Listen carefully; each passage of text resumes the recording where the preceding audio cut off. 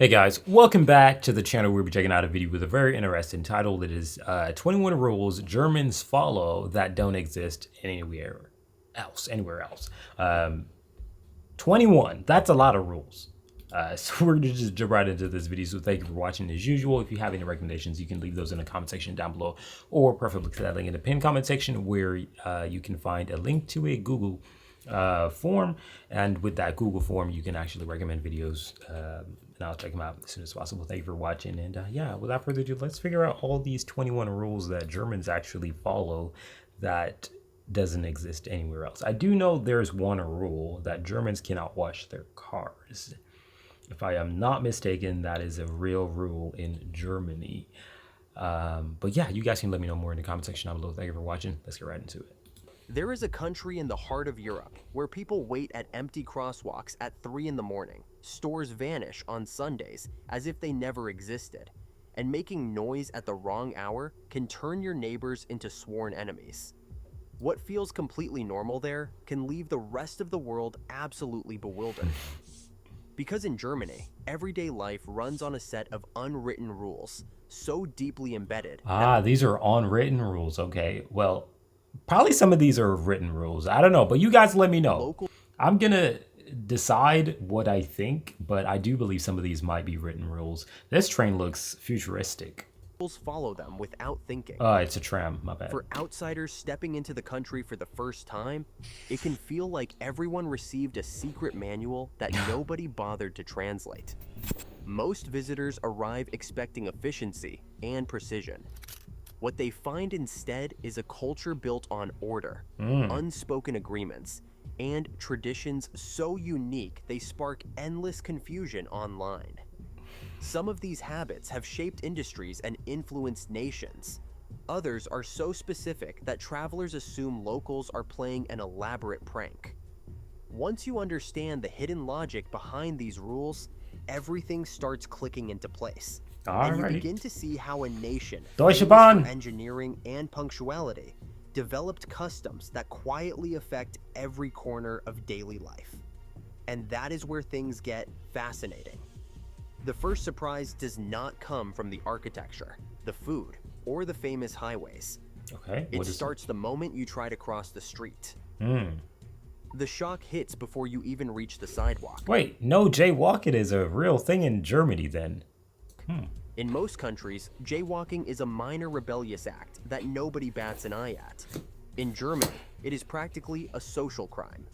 Stand at an empty intersection at midnight with no cars in sight, and you will still find locals waiting patiently for the light to change. Really? Cross too early, and you might catch disapproving stares from strangers, or worse, a stern lecture about setting a bad example for children who might be watching.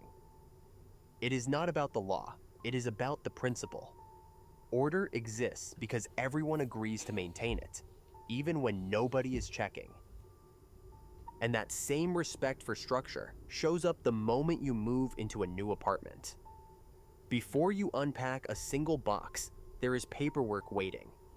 The Anmeldung, Germany's mandatory address registration, requires you to officially declare where you live within days of arriving. Skip it, and you will find yourself locked out of bank accounts, phone contracts, and half the systems that make modern life function. For Germans, this is just routine. For newcomers, it feels like the government wants a handshake before you are allowed to exist.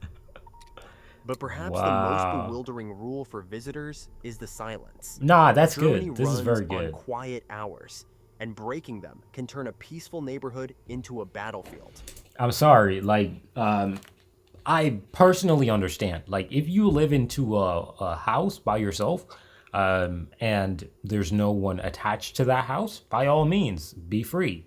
But if you got neighbors, right, and they're close by you, like literally like an apartment, and you're making noise, I don't give a damn what noise it is. Fix it, yo, because like you're disturbing other people. So I absolutely agree with this rule. In fact, I've agreed with every single rule that has been stated thus far. The only one that's a little bit tricky is the waiting at 3 a.m.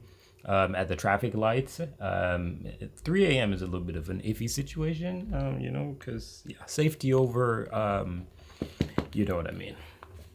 I don't know if I want to be stopped at 3 a.m. Mowing your lawn on a Sunday? Unthinkable. Running a washing machine past 10 at night? Risky. Drilling a hole in your wall during the sacred midday rest period? You might as well declare war on the entire building. These quiet times are not just suggestions. They are enforced with a seriousness that leaves outsiders stunned. And yet, for locals, this is simply how peace is preserved in a densely populated country where walls are thin and patience is thinner. These unspoken rules of public behavior already paint a picture of a nation that values order above all else. But wait until you see what happens when the weekend arrives. Okay. Nothing confuses visitors quite like a German Sunday. In most of the world, weekends mean shopping, errands, and busy streets. In Germany, Sundays feel like the entire country collectively decided to pause. Supermarkets close, retail shops vanish behind locked doors. Even gas station convenience stores become the last hope for forgotten groceries. Really? The silence is almost eerie for newcomers, but for Germans, This would be the first thing that actually hits me really hard because I actually do most shopping on a Sunday, actually, ironically speaking, not a Saturday.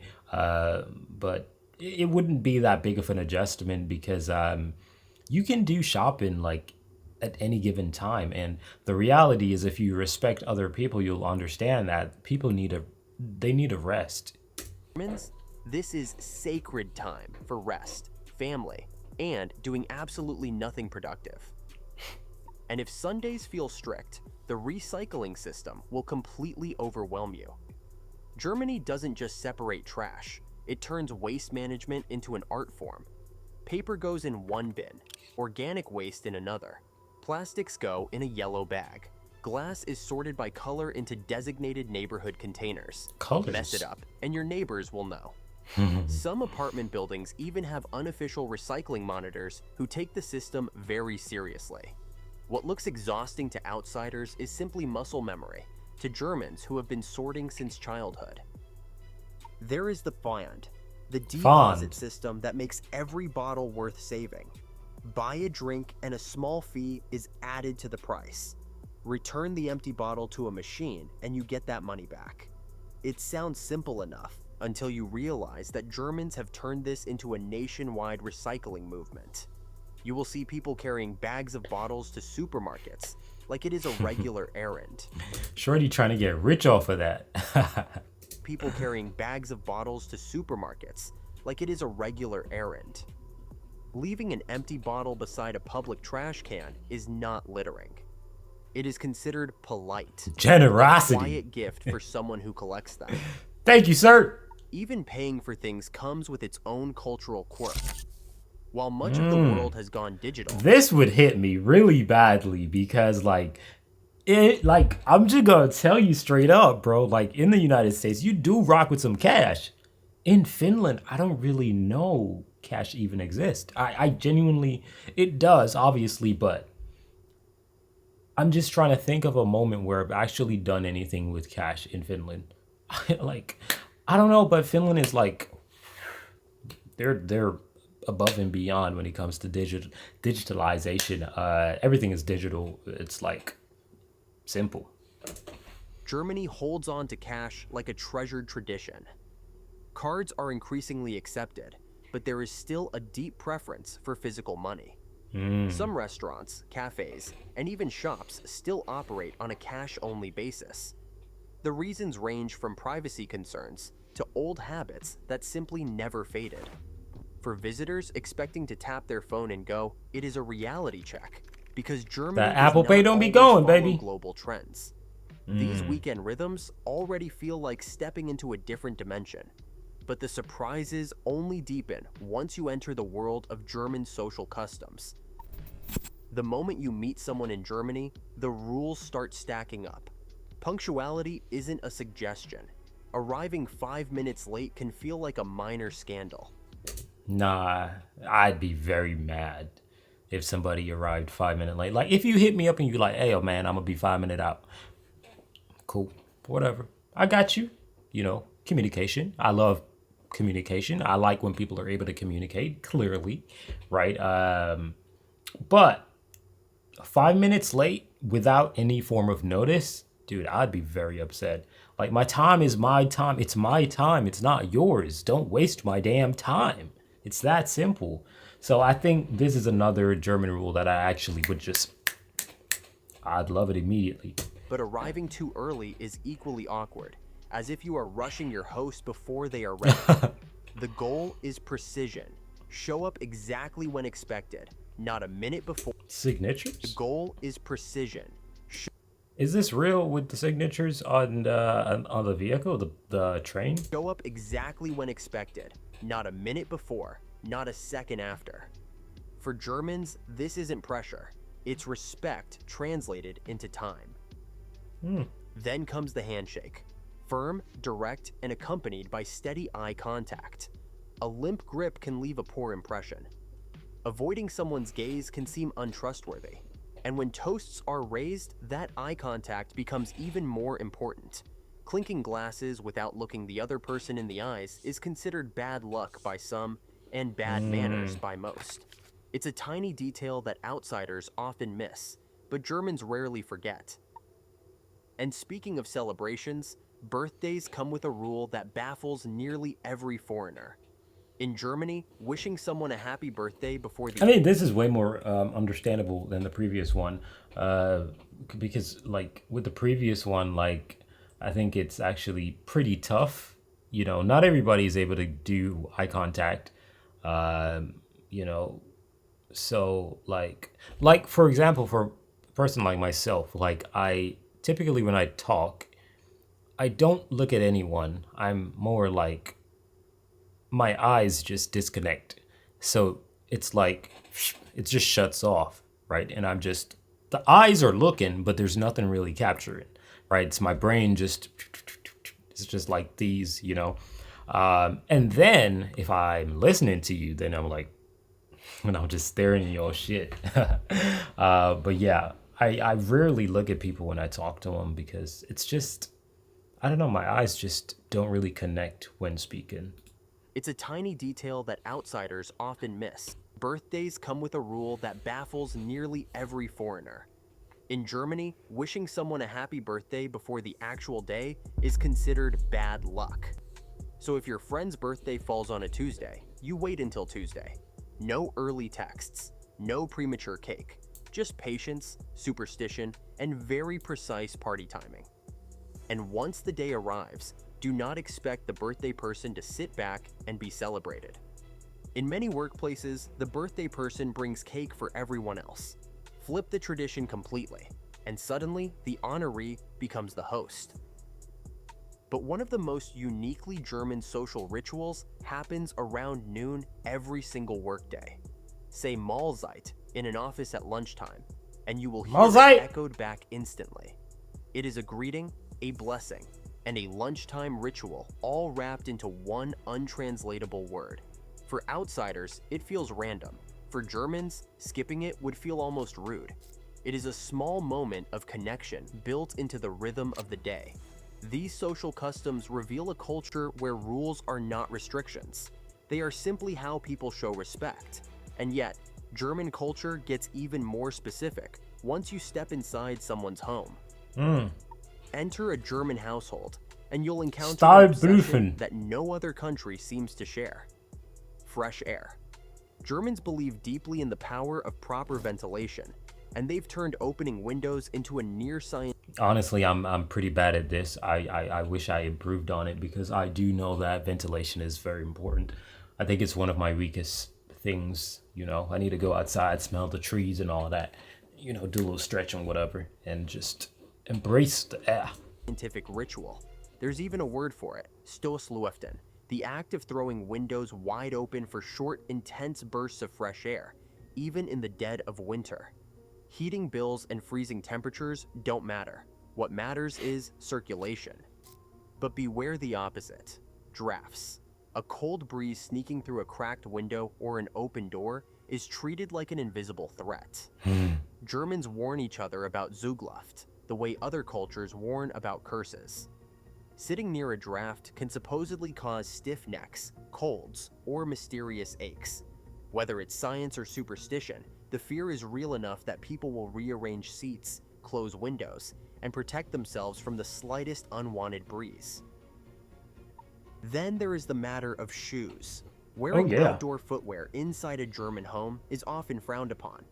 Hosts may offer slippers, or expect you to simply go without shoes. Yeah, you got to take them off, man. Like, out there in them streets, bro, we walking on everything, bro. You can't bring that inside of the house. Like, I get it if it's your house and you're like in a rush or something, but generally speaking, nah, you should have inside shoe or no shoe at all inside. It just doesn't correlate very well. I'm sorry.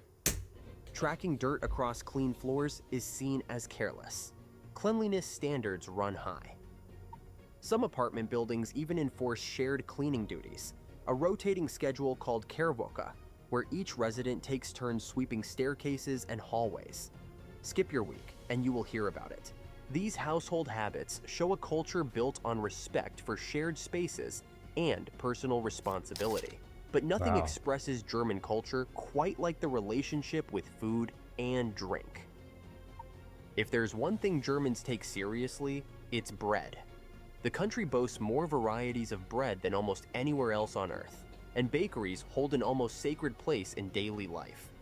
A proper loaf isn't just food, it's culture, history, and identity baked into every crust. And the tradition extends into meals themselves. Dinner in Germany often is not a hot affair. Abendbrot, which literally means evening bread, is a simple spread of bread, cold cuts, cheese, and pickles. For visitors, I mean, I do like some warm food. I will not deny that. But I do believe you can eat all these things and also have, like, I don't know, some sort of meat that is heated as well. expecting a cooked meal, it can feel underwhelming. For Germans, it is comfort in its purest form. And then there is Spargelzeit, the legendary asparagus season that sweeps across the country every spring. White asparagus is not just a vegetable during these weeks. It is an event. Restaurants build entire menus around it. Families plan meals for it. Markets overflow with freshly harvested stalks. The obsession is so intense that outsiders sometimes wonder if they have stumbled into a secret national holiday. In a way, they have. Even drinking follows its own set of rules. Beyond the eye contact during toasts, there is a proper way to hold a beer, a correct pace to drink, and specific phrases used to wish others well. And if you find yourself at a Stammtisch, a reserved table for regulars at a local pub, you are stepping into a tradition that stretches back centuries. Holy. These tables are sacred spaces where friends gather, debates unfold, and strangers slowly become family over years of shared evenings. Really? Food and drink are not just sustenance in Germany, they are rituals that connect generations. But the uniqueness of German life does not stop at the table. It extends all the way to the open road. The Autobahn is legendary, and for good reason. Stretches of highway without speed limits sound like fantasy to most of the world. But in Germany, it is simply how things are. Drivers are trusted to use judgment, follow the rules of the road, and only accelerate when conditions allow. That said, the system works because of strict lane discipline. Sitting in the left lane without passing is one of the fastest ways to frustrate every driver behind you. Order, even at high speeds, is expected. Yeah, But you need it perhaps more. The most infamous German habit is reserved for vacation. The towel on the beach chair has become a running joke worldwide, yet it is rooted in truth. German tourists have a reputation for waking early and claiming poolside spots with strategically placed towels before anyone else even Really? thinks about breakfast. That's It is crazy. efficiency applied to relaxation, and it baffles everyone who witnesses it. And when the workday ends, there is a word for that too. Feierabend captures the feeling of clocking out, not just physically, but mentally. It is the moment work stops and personal time begins. Germans protect this boundary fiercely. Emails after hours are often ignored. Weekend calls from the office are rare. The line between professional and personal life is not blurry. It is drawn with permanent ink. When you step back and look at these 21 rules, patterns emerge. The Right. obsession with order is not coldness. It is a way of making crowded spaces livable. The strict schedules are not rigidity. They are how millions of people coordinate without chaos. And the traditions, from bread to recycling to punctuality, are the threads that hold communities together across generations. What outsiders see as strange, Germans see as obvious. And what feels restrictive at first often reveals itself as freedom, the freedom that comes when everyone agrees on how things should work. So the next time someone mentions Germany, you might picture cars and castles. But beneath those images is a world of unspoken agreements, Big cherished facts. habits, and cultural quirks that shape every single day. Maybe that is the real takeaway. The rules that seem strangest to outsiders are often the ones that make a place truly unforgettable. And Exactly. there you have it. 21 rules that feel Exactly. perfect. I absolutely agree with that statement. The rules that are in a country or a place or wherever is usually what allows you to remember that place. Like, I personally believe if I actually visited Germany, not just like a, because that's what most people be doing, and that's one thing that I don't want to necessarily do. You know, like I've said this before, I've been to Germany, but I haven't been to Germany the way how I want to be to Germany, right? But the idea of actually going to a country, any country in the world, that is for that matter, and actually immersing yourself in that, like at least a month. I genuinely don't believe people should travel for less than a month, right? I know how the world is. It's just weird and people try to disappear and immigration and all that. So I understand if you do it for a little bit less, obviously. But I genuinely don't think you can experience any form of culture in under a month. I don't think you can. Like, there's so many different things that I learn about Finland day after day after day, and I've been here for quite a while now. So I think the time period needs to be longer if you want to actually experience something, tremendous, and get a little bit, assimilated. Is that the word? Get a little bit used to the damn differences as well. Like some of these were pretty, I wouldn't say any of them were tough, but they were a little bit intense. You don't like the one-on-one interactions. I think those were the toughest ones, right? But these were solid in my humble opinion. I actually think that I would be able to do these quite easily. But yeah, you guys let me know if some of them were over exaggerated. Thank you for watching. I'm out of here. Peace.